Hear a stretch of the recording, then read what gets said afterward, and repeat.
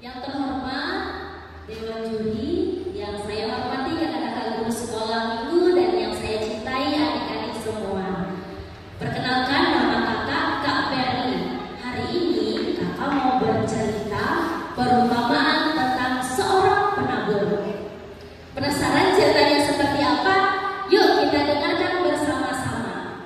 Pada suatu hari, Yesus dan murid-muridnya pergi ke sebuah danau dan duduk di tepi danau. Lalu datang orang banyak berbondong-bondong menghampiri Tuhan Yesus. Mereka datang ingin melihat Tuhan Yesus, dan Tuhan Yesus naik ke atas perahu agar terlihat oleh orang-orang banyak.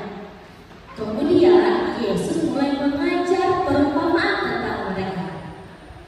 Kata Yesus, ada seorang penabur.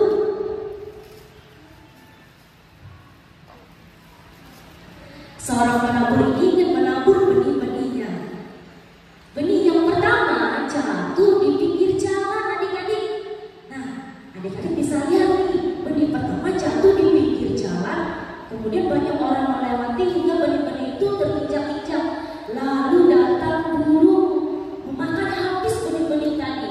Akhirnya benih itu tidak bertumbuh, adik-adik. Ada juga benih yang jatuh di tanah yang berbatu. Benih ini bertumbuh sangat cepat. Tapi ketika matahari terbit dan panas, benih ini menjadi layu dan kering. Akhirnya tumbuhan tadi mati.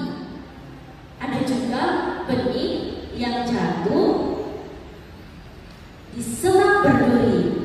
Nah, benih ini juga bertumbuh besar, jadi tumbuhan yang besar. Tetapi semak berduri juga bertumbuh. Akhirnya tumbuhan tadi dihimpit oleh semak berduri dan tumbuhan tadi menjadi mati. Kemudian benih yang lain jatuh di tanah yang subur. Sangat subur sekali tanahnya. Jadi akhirnya benih itu bertumbuh besar dan berbuah banyak. Buahnya ada yang 30 kali lipat, 60 kali lipat, bahkan 100 kali lipat. Wah, banyak sekali ya. Lalu Yesus berkata, siapa yang bertelinga, hendaklah ia mendengar. Kakak mau tanya nih sama adik-adik, ada yang ngerti nggak arti dari perumpamaan ini? Belum mengerti?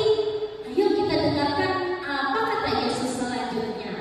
Yesus melanjutkan arti dari perumpamaan.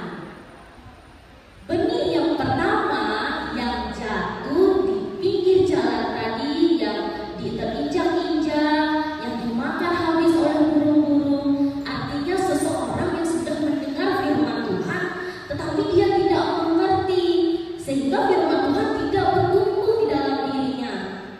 Benih yang kedua yang jatuh di tanah berbatuan tadi, yang tumbuh dengan cepat tapi layu karena matahari terbit.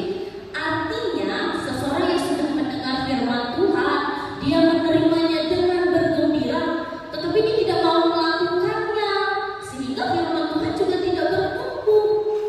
Benih yang ketiga yang jatuh di celah-celah berduri, yang bertumbuh tetapi dihimpit oleh semak berduri.